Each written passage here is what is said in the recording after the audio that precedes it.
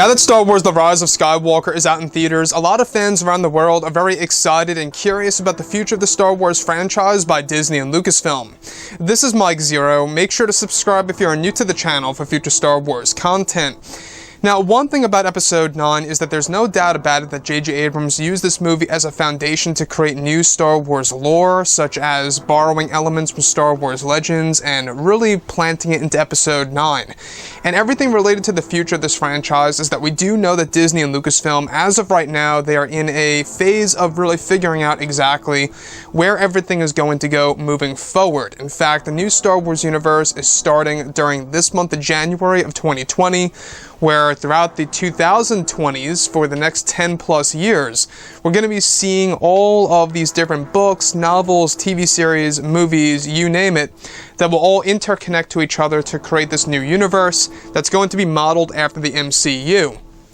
Now, on top of all of this, we do know that the fourth Star Wars trilogy, the set of 3 Star Wars films that are scheduled for release in the early 2020s, is that at least one of them, which is dubbed Star Wars X, is by far the most important one, because this is going to be the movie that kickstarts Star Wars into a different franchise in its own. It's going to have a different tone, a different feel, if you will. It will have a brand new mythology of Star Wars. That's exactly what Bob Iger wants to do. Now, on top of all of this, it's said that both Disney and Lucasfilm are currently focused on Disney Plus and their future live-action TV series, as well as a handful of other projects to come that will be a part of the new Star Wars universe. Now, they also are focused on a set of 3 new Star Wars films, one of which is dubbed as Star Wars X. Both Disney and Lucasfilm are currently trying to get as many A-list actors on board for Star Wars X as possible, and that they are in negotiations of using the Roman numeral format that would make the film Episode 10, depending on if they base the film in the past and or the future, which will be finalized sometime in February of this year. Now, it's explained that Disney and Lucasfilm are looking to cast many actors from the HBO hit TV series Game of Thrones, and even some actors from their Marvel franchise, to be a part of the growing Star Wars universe, that both Anthony Hopkins and Kit Harington are in the talks with Disney to become a part of the new Star Wars universe. Star Wars X is said to be a film that will also utilize revolutionary CGI technology and new techniques for practical effects that will be used on set to make the film the most immersive experience as possible. Star Wars X is said to be the longest Star Wars film in history, and that George Lucas will be making specific choices about the script once they begin writing in February of this year. Not just that, but they are also looking to cast other actors like Gerard Butler and even Peter Dinklage for a role in the film. Peter was said to have had discussions with Kathleen Kennedy about the Star Wars film back when David Benioff and D.B. Weiss were the writers of this movie. However, since their exit, some changes have been made. However, Peter is still in negotiations of becoming a part of the new Star Wars universe, just as he became a part of the Marvel universe by Disney. Now, it's said that Peter is being looked at for a supporting role for the Star Wars X film, and that Kathleen Kennedy, Bob Iger, and Kevin Feige are all in the decision together. The first film of the set of 3 new Star Wars movies will also be modeled after Star Wars Legends lore, and that many Legends characters will be cherry-picked by Disney and brought into their own version of the Star Wars universe. With Disney and Lucasfilm now making Darth Revan and others canon, it's likely that this film will head toward the era of the Old Republic itself for hardcore fans to enjoy what they grew up with in the early 2000s. Lucasfilm has a plan to make Star Wars X also the darkest Star Wars film there is in history, and that they wanted to attract an older audience while also still making it a film that will attract children at the same exact time. This is described to be a hard task by Disney and Lucasfilm that they will have to complete and get through, however, a goal that Lucasfilm wants to accomplish with Star Wars X. The film is said to also be the first film that Kathleen Kennedy will not be a part of on a creative level, and giving full control to the writers and directors even during potential reshoots in the future. Kennedy will not be involved. So let's go over a couple of parts about this. Now, the thing about Star Wars X here that's so fascinating is the fact that they are going to use the A-list actor format, and what I mean by that is they're going to be using a lot of well-known actors and actresses for this new Star Wars film, which is great, by the way. You know, they've done this for the Marvel movies. It seems to work for them, you know, for Disney, and that's exactly what they plan to do with new Star Wars movies and their new Star Wars universe in general. Now, the thing that really excites me the most is Peter himself, Peter Dinklage from the Game of Thrones, HBO TV series. Peter is such a talented actor, and the fact that not only is he involved with Marvel, but the fact that he may very well be involved with Star Wars now is huge. It's massive. And this obviously is a Disney thing. They love what, he has done with the Marvel Cinematic Universe. Peter Dinklage, not only is he a part of Game of Thrones, but he's now a part of Marvel, and they're trying to get him to become a part of Star Wars.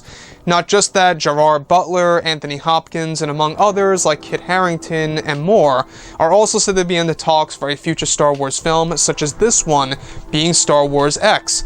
Now, the thing about these actor choices that they're going through, you can really see that they're trying to use all these well-known actors that are going to attract fans of those actors and actresses. It seems to be that this is Disney's way of really making a movie that's going to be very successful at the box office, and could very well be one of the big reasons as to, why they want to make the Star Wars films more successful, is because they want to shift away from the unknown actor format, which is what they did with the sequels and the original trilogy, especially the prequel trilogy as well. So that's going to be a different feel. That's going to play a role in the new tone, if you will, for the new Star Wars movies, is that we're going to have a lot of familiar faces in these Star Wars films. The fact that we're going to see actors and actresses that we all pretty much know of, I think is going to be a very unique experience that's going to be quite surreal. The other thing that I do want to talk about Star Wars X here real quick is that this movie is actually said to be by far the most crucial film there is by Disney and Lucasfilm, because it really is going to propel them into a new era of Star Wars. It's going to be a big goal for them to accomplish, and it's going to be quite a very difficult road to get through, because they have to figure out exactly, who they want to choose as the writer and the director, which, by the way, they already have their director, so that's all set and finalized. That's going to be announced this month by Kathleen Kennedy. We're going to learn more about who's directing it and, what they're actually going for this new Star Wars film. Honestly, I'm very excited. I will admit, I'm very excited to see, what the new era of Star Wars is going to look like.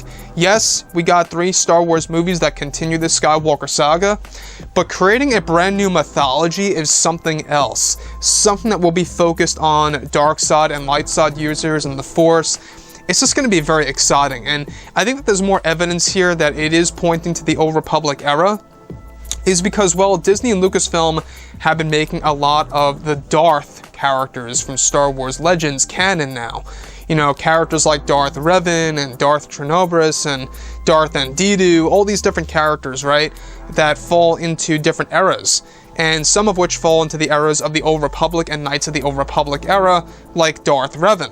So, the thing about this, and the last thing I just really want to touch on here, is that Kathleen Kennedy is said to have no creative control over Star Wars X at all in any way, shape, or form, even if they have to go through reshoots. Once again, big telltale sign that she is leaving in 2021.